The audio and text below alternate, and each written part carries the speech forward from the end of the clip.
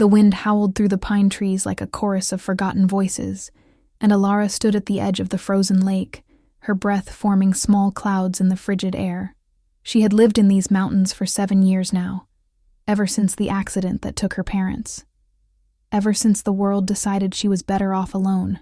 The small stone cabin she called home sat nestled between 2 peaks, accessible only by a winding trail that most people forgot existed. She worked as a forest ranger for the Northern Territories, a job that required more solitude than interaction, which suited her perfectly. Most days, she saw no one. Most days, she preferred it that way. But Alara was never truly alone, or at least, she never felt that way. From the moment she arrived in these mountains, she had developed a habit that the villagers in the settlement below found deeply unsettling. She talked to the wilderness. Not in the way someone might mutter to themselves or speak to a pet, but in the way one might address a dear friend. She spoke to the ancient pines about the changing seasons, asked the mountain streams about their journey from the peaks, and most peculiarly, she left offerings at the crumbling stone shrines scattered throughout the forest, shrines dedicated to something the villagers called the Guardian of Winter. The legend was old, older than anyone could properly remember. It spoke of a time when the mountains were protected by a powerful spirit, neither fully wolf nor fully man, but something ancient and otherworldly. This guardian had kept the balance between the harsh winters and the brief summers, had protected travelers from avalanches and predators, had blessed the hunters and guided the lost back home. But 300 years ago, for reasons lost to time, the guardian had vanished. Some said he died. Others claimed he simply abandoned humanity when people stopped believing, stopped making offerings, stopped speaking his name with reverence. The shrines fell into disrepair, the rituals were forgotten, and the guardian became nothing more than a fairy tale parents told children. Everyone except Alara treated it as such. She could not explain why, but from her first winter in these mountains, she felt a presence. Not threatening, not even particularly active, but there, like a held breath, like something waiting. So she did what felt natural. She spoke to it. Every morning on her patrol, she would greet the forest and the guardian she believed. Still listened. Every evening she would leave small offerings at the nearest shrine, usually just a bit of her dinner, a handful of berries, or in winter, a carefully carved piece of wood. The villagers thought her mad. They whispered that grief had broken something in her mind, that loneliness had made her retreat into fantasy. Let them whisper. Alara knew what she felt, and she had long ago stopped needing their approval. If you have ever felt truly alone, if you have ever found yourself speaking to the silence just to hear something other than your own thoughts, you might understand what Alara experienced in those mountains. Sometimes belief is not about proof. Sometimes it is about need, about hope, about refusing to accept that the universe is empty and indifferent. Drop a like if you have ever held on to faith in something others could not see, and let me know in the comments what you believed in that others doubted. Now, let me tell you about the night everything changed. Now was the heart of winter, the coldest season in living memory. The village below had already lost 2 elders to the brutal temperatures, and food supplies were running dangerously low. Alara had been making extra trips down the mountain to help coordinate supply drops and check on the more isolated families. On this particular evening, she was preparing to return to her cabin when young Thomas Brennan, a boy of barely 8 years old, went missing. He had apparently wandered away from his home, chasing his dog into the woods just as a massive storm began rolling in from the north. The kind of storm that could bury a man in minutes, that could turn the familiar forest into a maze of white death. The village organized a search party, but the storm intensified so rapidly that within an hour, visibility dropped to mere feet. One by one, the searchers were forced to turn back, defeated by the screaming wind and the blinding snow. Alara listened to them debate in the village meeting house, heard them reluctantly conclude that they would have to wait until morning, that no one could survive out there in these conditions, that the boy was likely already gone. She said nothing during their discussion. She simply pulled her heaviest coat tighter, checked her supplies, and walked back out into the storm. They called after her, told her she was committing suicide, that Thomas was not her responsibility, that she could not save everyone just because she could not save her own parents. She did not respond. She knew the forest better than any of them. She knew the places a frightened child might seek shelter, and she knew, with a certainty she could not explain, that she had to try. So Alara pushed into the blizzard, her lantern barely penetrating the swirling white chaos, her voice calling Thomas's name, even though the wind tore the words away before they could travel more than a few feet. Hours passed. The cold seeped through every layer of clothing, settled into her bones, made her movements sluggish, and her thoughts foggy. Alara found the boy's dog first, huddled beneath a fallen log, half frozen but alive. She wrapped the animal in her scarf and continued searching, following a trail she more felt than saw, trusting instincts she had developed over years of walking these paths. And finally, in a small hollow beneath an overhanging rock formation, she found Thomas. The boy was unconscious, his lips blue, his small body frighteningly still. Alara pulled him close, trying to share what little warmth she had left, knowing it was not enough, knowing they were both too far from shelter, too deep in the storm. She tried to stand, tried to carry him, but her legs would not cooperate anymore. The cold had taken too much from her. Alara sank back down, wrapped herself around the child as best she could, and felt a strange calm settle over her. This was not how she expected to die. But there were worse ways. At least she had tried. At least Thomas would not be alone. And then, because it was what she had always done, because it brought her comfort even now, Alara began to speak to the guardian. Her voice was barely a whisper, her words simple. She did not beg or bargain. She simply spoke as she always had, as though to an old friend. She told the guardian about Thomas, about how young he was, how much life he had ahead of him. She talked about the village, about the good people there who would mourn him. She mentioned the dog, still alive in her arms, waiting for his boy to wake up. And finally, she spoke about herself, about how she had always believed, always felt that presence watching over these mountains, always trusted that she was not truly alone even when everyone said she was foolish for such faith. If she was wrong, if there was nothing there, well, she would know soon enough. But if she was right, if something was listening, she asked only that it save the boy. She had lived long enough.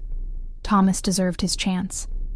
The wind suddenly stopped, not gradually, not slowly, but instantly, as though someone had closed a door against the storm. The temperature, which moments before had been deadly, shifted to merely cold, and Alara, her consciousness fading, felt rather than saw something moving through the snow toward them.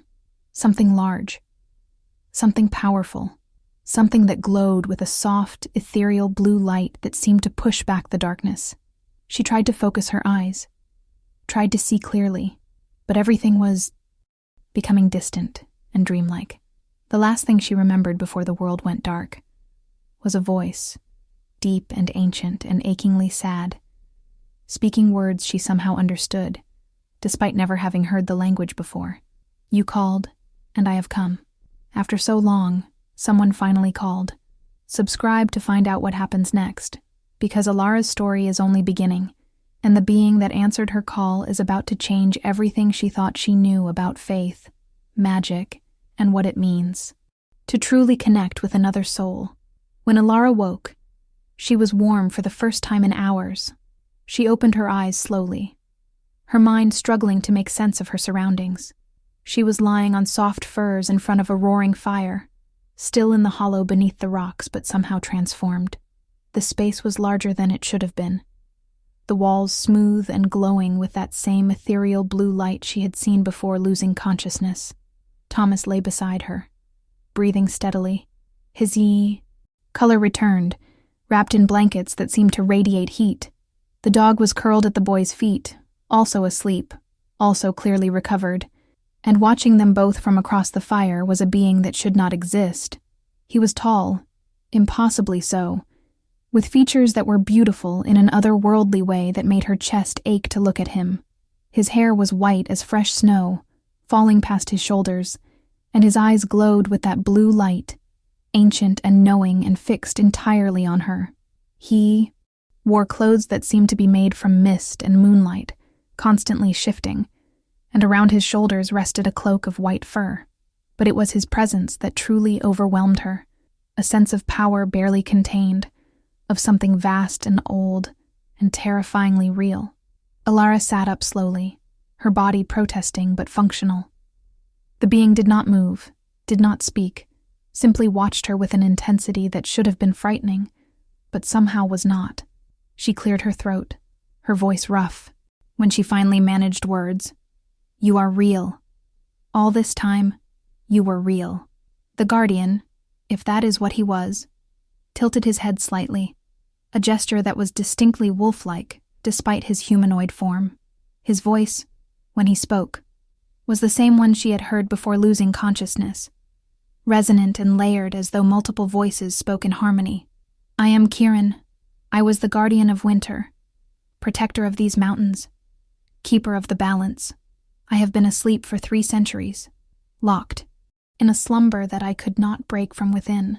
But you called to me, truly called, with belief that was pure and unwavering. Your faith became a key that turned in a lock I thought would never open again." Alara struggled to process this, to reconcile the legend with the reality sitting across from her. 300 years. You have been asleep for 300 years, and I woke you up. How is that possible? Kieran rose, moving with a grace that was distinctly inhuman, and approached the fire. He did not walk so much as flow, and Alara noticed that his feet did not quite touch the ground, that he left no footprints in the snow visible through the entrance of their shelter. "Magic requires belief to function," he explained, his glowing eyes reflecting the firelight.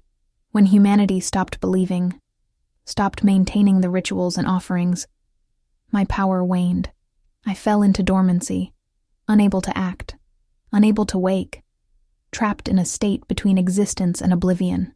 Over the centuries, I felt people pass through my mountains. I heard their laughter and their fears, but none of them believed. None of them called to me with anything more than casual curiosity or empty tradition. Until you." He turned to look at her directly, and Alara felt the weight of that gaze down to her soul. "You spoke to me every day. You left offerings not out of habit or superstition, but because you genuinely believed something listened. You poured your loneliness and your hope and your faith into these mountains, and it seeped into me, drop by drop, year by year, until tonight when you called for help, not for yourself, but for this child. That selflessness, that pure intention, it was enough. It broke the enchantment that bound me. You gave me back my existence, Alara of the Winter Mountains.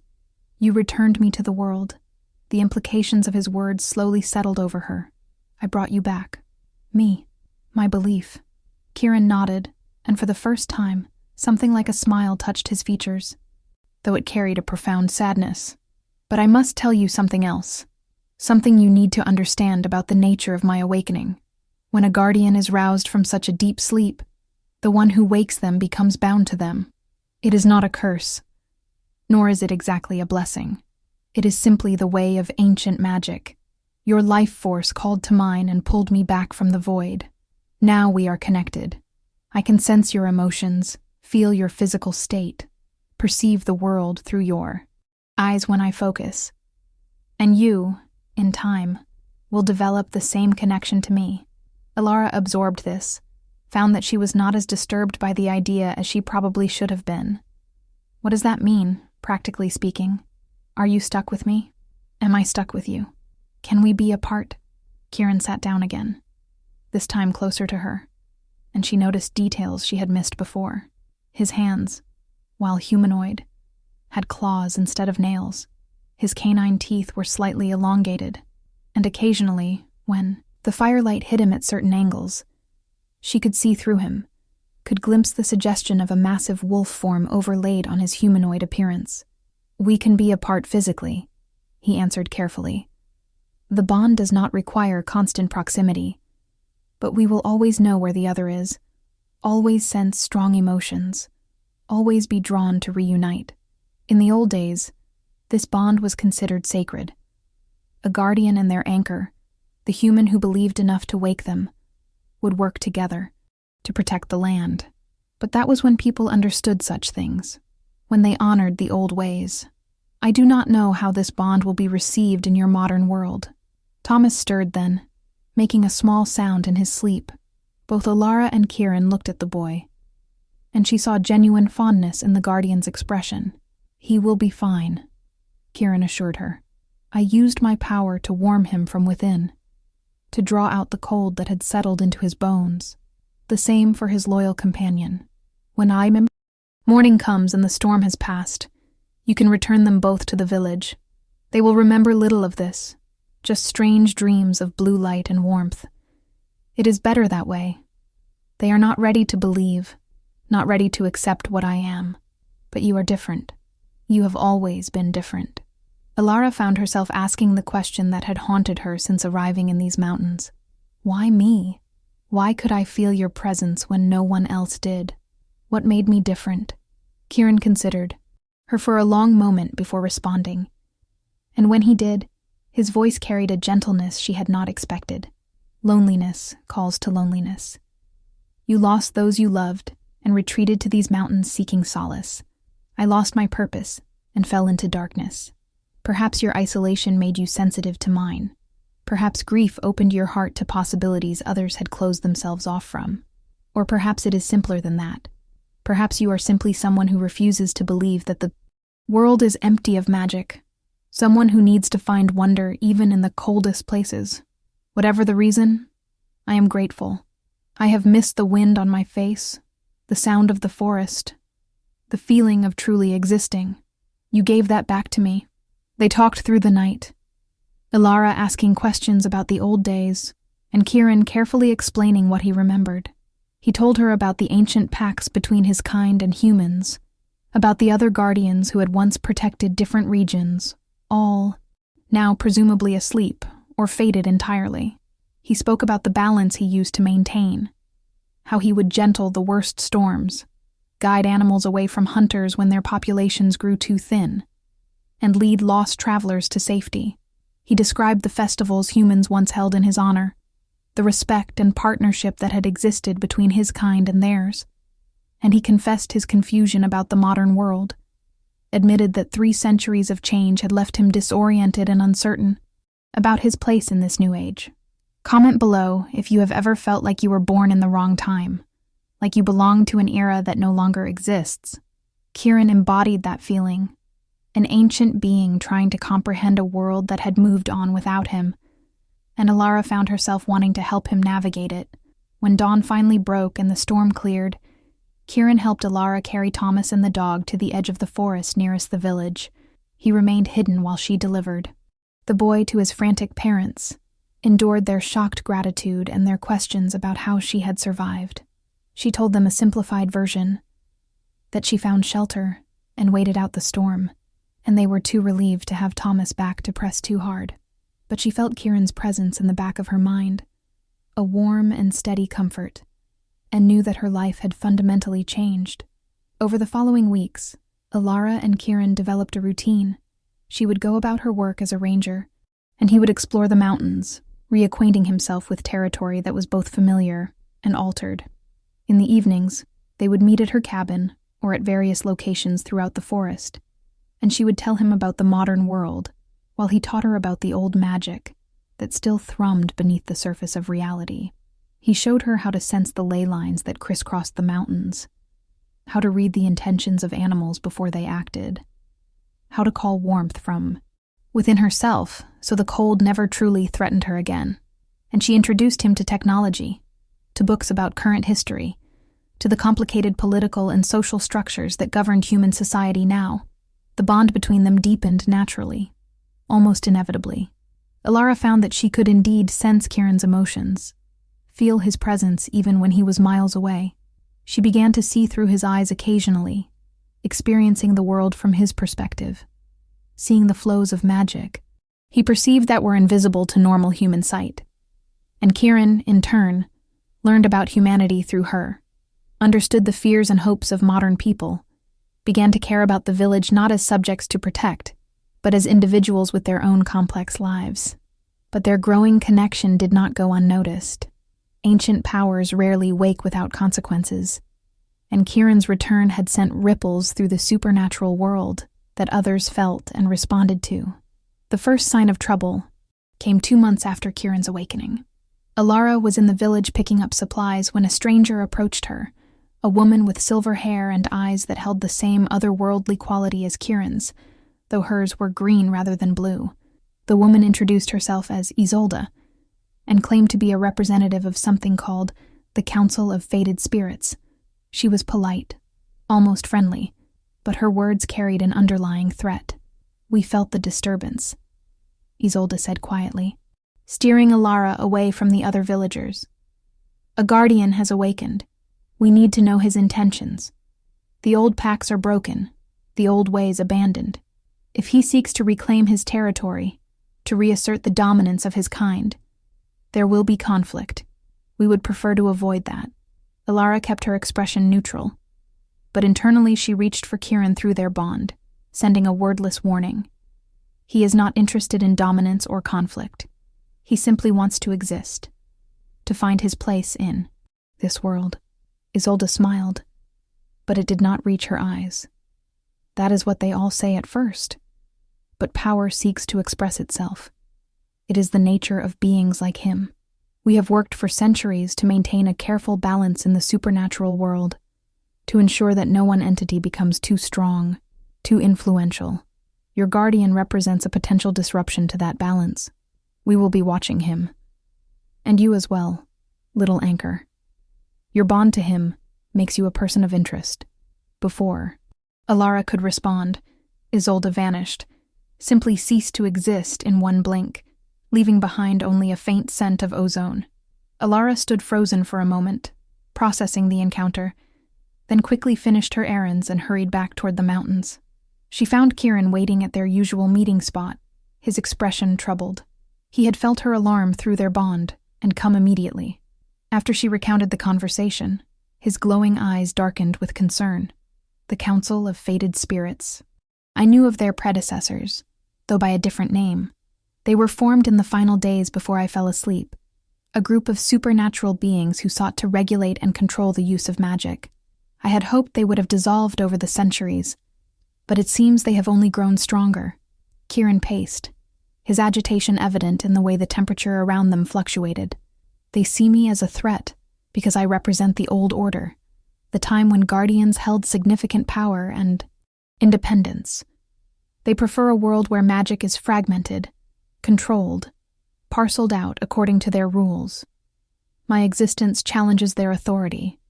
And worse, they are not wrong to be cautious. In the old days, not all guardians were benevolent. Some grew drunk on their power, became tyrants rather than protectors. The Council likely fears I will follow that path. Alara reached out, placing a hand on his arm, feeling the cool energy that surrounded him. "Will you? Follow that path, I mean." Kieran stopped pacing, looked down at where her hand rested on his arm, and something in his expression softened. "No, I have no desire for dominion or control. 300 years of darkness taught me humility, taught me the value of connection over power. I want only to exist, to protect these mountains as I once did, to perhaps find purpose again. But I understand their fear. Trust is not easily given, especially to beings as old and powerful as I am. We will need to prove my intentions. Through action, not words. But proving those intentions became complicated when a second threat emerged. A group of hunters, not the human variety, but supernatural entities who specialized in tracking and eliminating beings they deemed too dangerous to exist, arrived in the region. They called themselves the Extinction Protocol, and their philosophy was brutally simple. Ancient beings belonged to ancient times. The modern world had no place for entities of that magnitude, and allowing them to exist only invited disaster. Better to eliminate them while they were newly awakened and still relatively vulnerable. Alara first became aware of them when she found one of the old shrines destroyed, not by time or weather, but by deliberate violence. The stones were shattered, The ground scorched, and carved into a nearby tree was a message in a language she did not recognize, but somehow understood through her bond with Kieran. Let the old things stay dead. Kieran confirmed her worst fears. They have found me, or at least, they know something ancient has awakened here. The extinction protocol operates by eliminating threats before they can fully manifest their power. I am stronger now than I was when I first woke, but I am still recovering centuries of dormancy. In a direct confrontation, I am not certain I could prevail against a coordinated attack.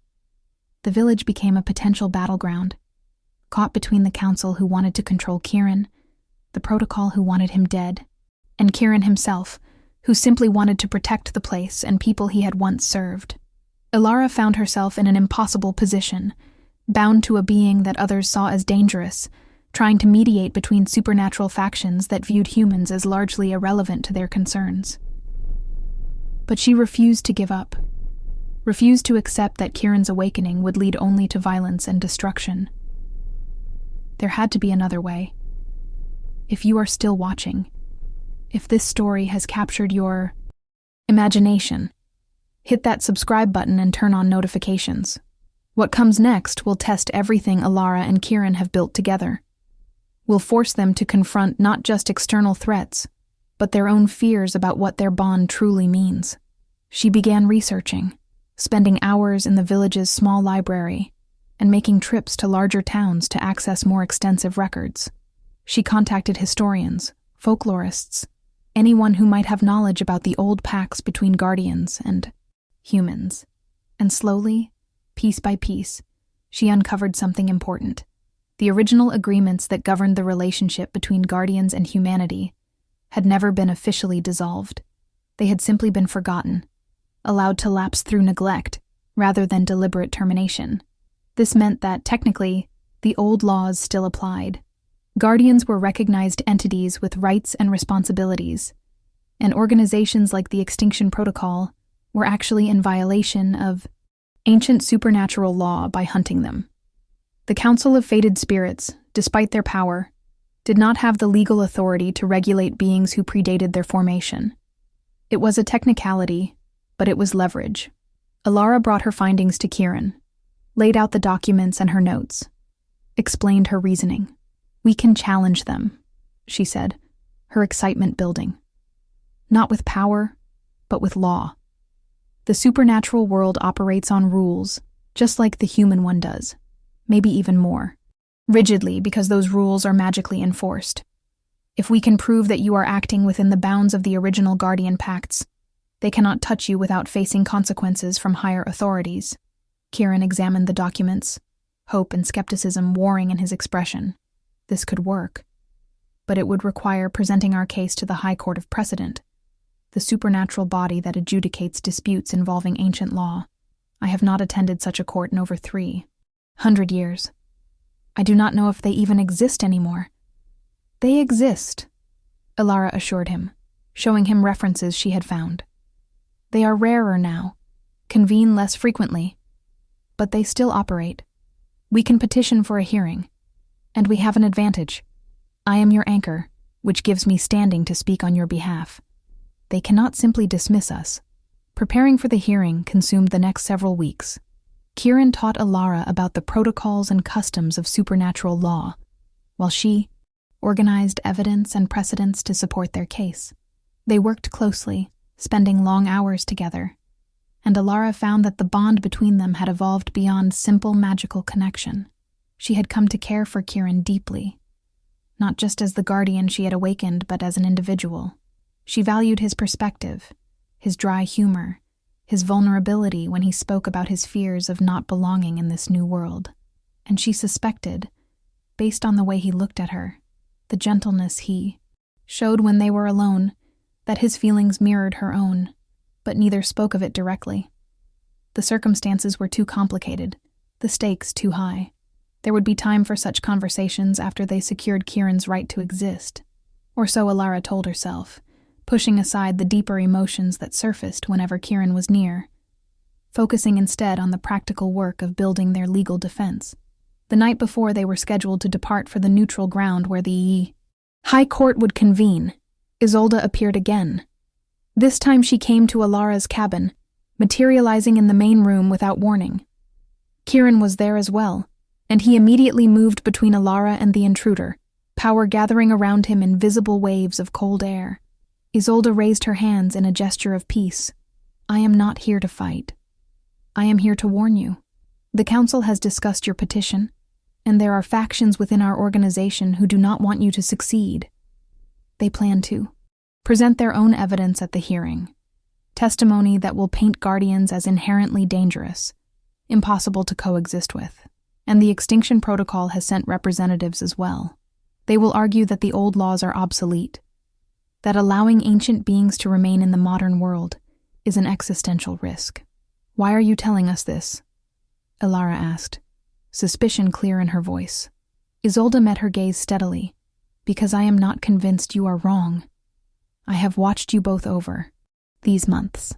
I have seen how Kieran has acted, the restraint he has shown, the genuine care he has developed for these mountains and the people here. I have seen how you have helped him adapt, how you have bridged two worlds that seemed impossible to reconcile. Perhaps the Council's approach is flawed. Perhaps there is room for beings like him in our world. But you will face significant opposition, and you should be prepared. She vanished as quickly as she had appeared, leaving Alara and Kieran to process this unexpected support. The hearing itself was held in a place that existed between spaces, a chamber that could only be accessed through specific rituals at locations where the barrier between the mundane and supernatural worlds grew thin. Alara and Kieran arrived to find themselves in a vast hall that seemed to be carved from pure crystal, its walls reflecting and refracting light in impossible ways. Seated in elevated positions around the chamber were the judges, 12 beings of various species and forms, all ancient, all powerful, all regarding Kieran with expressions ranging from curiosity to hostility. The proceedings were formal, governed by rules so old they predated written language, enacted through ritual and spoken declaration. Representatives from the Council of Fated Spirits argued that Guardians represented an outdated power structure that had no place in the carefully balanced supernatural ecosystem they had cultivated. The Extinction Protocol's advocate, a cold-eyed entity that appeared as little more than shadow and teeth, insisted that allowing ancient beings to wake set a dangerous precedent that could destabilize the entire hidden world. They brought testimony from other supernatural beings, recounted past incidents where Guardians had abused their power, painted a picture of inevitable corruption and catastrophe. Alara listened to it all, felt Kieran's growing distress through their bond, and waited for her opportunity to speak. When it finally came, she stood before the High Court, a human woman addressing beings of immense power, and did not let herself be intimidated. She spoke about belief, about the importance of connection between humanity and the supernatural world, about how Kieran's dormancy had coincided with humanity's turn away from magic and wonder. She presented evidence of his actions since awakening, the restraint he had shown, the help he had provided to lost travelers and struggling animals, all done quietly, without seeking recognition or power. And then she made her central argument. The old pacts were built on mutual benefit and respect. Guardians protected the land and people, and in return, humans maintained belief and offerings that sustained the Guardians. This system worked for millennia. It failed not because Guardians were inherently dangerous, but because humans forgot their part of the bargain. Kieran fell asleep because we stopped believing, stopped caring, stopped maintaining our end of the relationship. His awakening is not a threat. It is an opportunity to rebuild what was lost, to create a new understanding between our worlds. One of the judges, an ancient being that appeared as a constantly shifting pattern of autumn leaves, spoke in a voice like wind through trees. And what of the bond between you? This anchor relationship that ties you to the Guardian? Does this not represent a form of control? A way for him to manipulate human actions through supernatural connection? Alara felt Kieran tense beside her but answered firmly. The bond goes both ways. He senses my emotions as clearly as I sense his. We are accountable to each other. Not master and servant, but partners. If anything, this bond is a safeguard, I would know if his intentions turned dark. I would feel corruption growing within him, and I would have both the ability and the responsibility to act. Kieran spoke then, his voice resonant in the crystal chamber. I do not seek to rule or control. I seek only to exist and to fulfill the purpose I was created for, protecting a small corner of the world that I have loved for longer than any of you have been alive. If that is a crime, if my very nature is an offense that warrants elimination, then end me now. But do not pretend that your fear and desire for control are justice. Do not hide prejudice behind claims of necessary order. The chamber fell silent.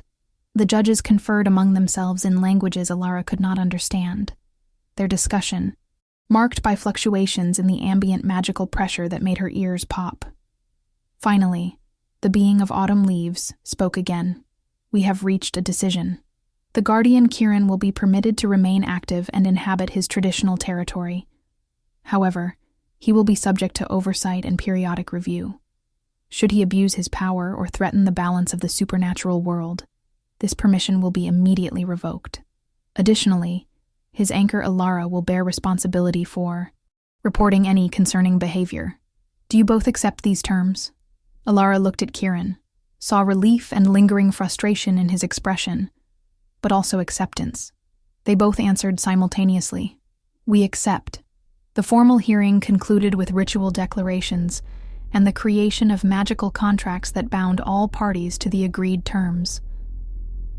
As they prepared to depart, Isolde approached them once more. You did well, she said quietly. Better than I expected. The council is not accustomed to being challenged, especially not by humans. You have made them reconsider assumptions they have held for centuries. That is no small thing. Kieran inclined his head respectfully. Thank you for your warning. It made a difference. Isolde smiled, a genuine expression this time. Perhaps I will visit your mountain sometime, see for myself how a guardian operates in the modern age. It might teach the council valuable lessons about adaptation and coexistence. Then she was gone, leaving Alara and Kieran to make their journey home. They traveled in silence for a time, both processing what had occurred, the weight of responsibility they now carried, the relief that Kieran's existence was no longer in immediate jeopardy. As they approached the mountains, Kieran suddenly stopped. Alara turned to look at him, concerned. But he was not distressed. Instead, he appeared contemplative, almost nervous. There is something I need to say, he began carefully. Something we have not discussed because the circumstances have not allowed for it. But I find I cannot go forward without speaking plainly. His glowing eyes met hers, and Alara felt her breath catch. The bond between us is magical, created by the nature of my awakening. But what I feel for you goes beyond that connection. Over these months, watching you fight for my right to exist, learning from your strength and compassion, I have developed feelings that have nothing to do with magical obligation and everything to do with you as an individual. I care for you, Alara, deeply, and I needed you to know that before we return to our routine, to our separate lives connected only by necessity. Alara felt tears prick her eyes, emotions she had been suppressing flooding forward. I care for you too. I have for a while now. But I did not want to complicate things. Did not want you to feel obligated because of the bond. Kieran stepped closer, and she could feel the cool energy that always surrounded him, could see the vulnerability in his ancient eyes. There is no obligation in this. The bond allows us to sense emotions, but not to create them. What I feel is genuine, and more importantly, it is a choice. I choose to care for you, to want more than just partnership in protecting these mountains. But I am also aware of the complications. I am not human. I am not even truly alive in the way you understand it. A future between us would be strange and difficult. Alara reached up, placing her hand against his face, feeling the cool smoothness of his skin. Strange and difficult describes my entire life since coming to these mountains. I am not afraid of complicated, and I stopped caring about normal a long time ago. Kieran leaned into her touch, and for the first time since meeting him, Ilara saw him truly relax, saw centuries of guardedness and isolation begin to crack. "May I kiss you?" he asked softly, and she answered by closing the distance between them, pressing her lips to his and feeling magic spark where they touched, a connection that was both the bond and something entirely separate, something purely theirs. They returned to the mountains hand in hand, and word slowly spread through the village that Ilara had taken a partner, a mysterious man who lived deep in the wilderness and appeared only occasionally. The villagers speculated, as people do, but they accepted it with the same tolerance they had eventually developed for all her eccentricities. Thomas, now fully recovered and with no memory of his near-death experience, occasionally told stories about a blue light that had saved him in the storm, and the adults dismissed it as a child's imagination, even as Ilara and Kieran shared knowing looks. The seasons turned. Kieran adapted to the modern world more fully, learned to navigate its complexities while maintaining his essential nature. He took his role as guardian seriously, gently managing the balance of the ecosystem, protecting travelers, ensuring the winters were harsh but not deadly. And Ilara continued her work as a ranger, now with the added responsibility of serving as liaison between the supernatural and mundane worlds when necessary. The council sent periodic representatives to observe, and each time they left satisfied that Kieran posed no threat, that the ancient pacts could indeed function in modern times. But more importantly than any of that, Ilara and Kieran built a life together. It was strange, certainly, a relationship between human and supernatural being, but it was also deeply right. They understood each other's loneliness, provided the connection both had desperately needed. Ilara taught Kieran about human joy and resilience, and he showed her the ancient magic that still thrummed through the world for those willing to perceive it. They carved out a space where both worlds could coexist, where belief and reality intertwined. On the 1-year anniversary of Kieran's awakening, they stood together at the restored shrine, the one where Ilara had left her first offering so many years ago. She had rebuilt it carefully, carved new markers, made it beautiful again. And this time, when she left her offering, it was not a solitary act of faith, but a shared ritual.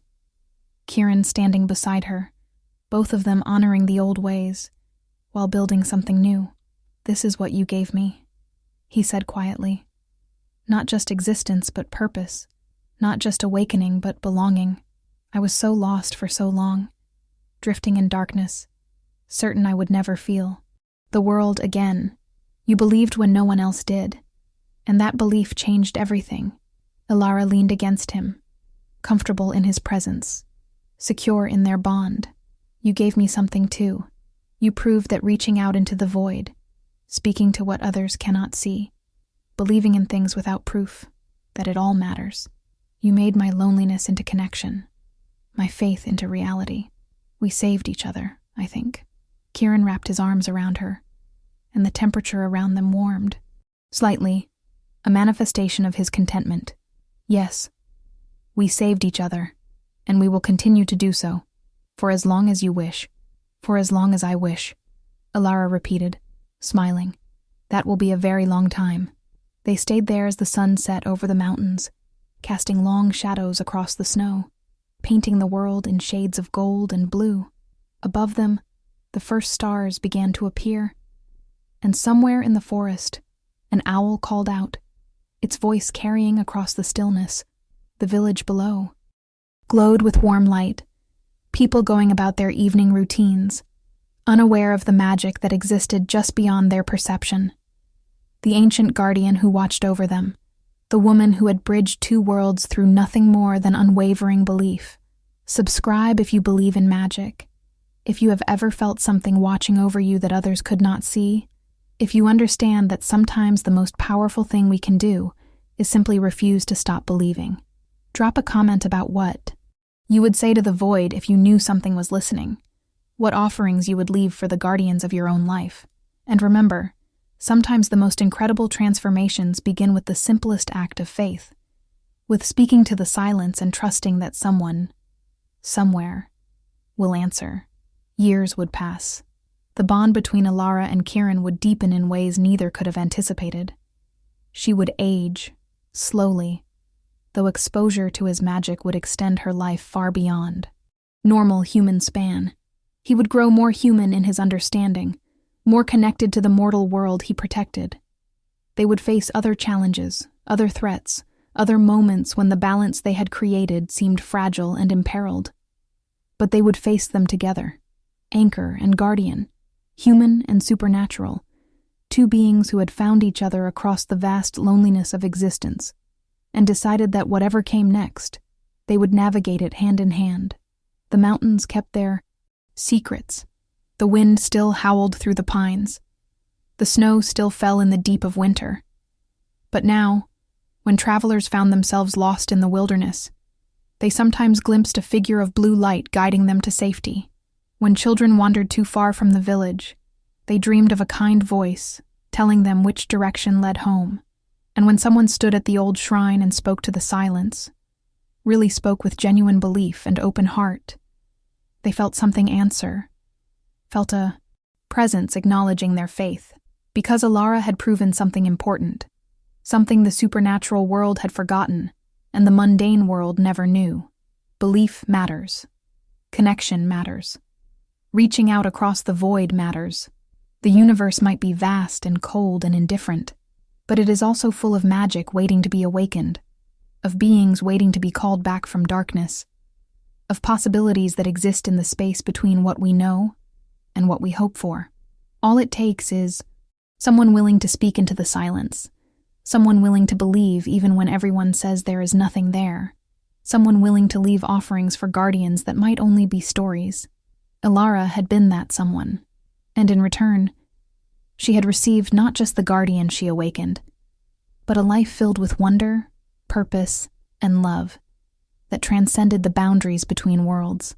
Sometimes the greatest adventures begin not with grand gestures or dramatic moments, but with quiet acts of faith, with choosing to believe when belief seems foolish, with speaking to the snow and the wind and the ancient powers that sleep beneath the surface of the world. And sometimes, just sometimes, something speaks back. Thank you for joining me on this journey through snow and magic, through loneliness and connection, through the awakening of something ancient and the beginning of something entirely new. If this story touched your heart, if it made you think about belief and faith and the power of speaking into the void, please like this video, share it with others who need to hear it, and subscribe for more stories that explore the magical possibilities hiding in our world. Leave a comment telling me about your own experiences with faith, with believing in things others could not see, with reaching out and finding that something reached back. Until next time, remember that you are never truly alone, that the universe is full of wonders waiting to be acknowledged, and that sometimes the most powerful magic is the simple act of believing. Stay warm, stay safe, and never stop speaking to the silence.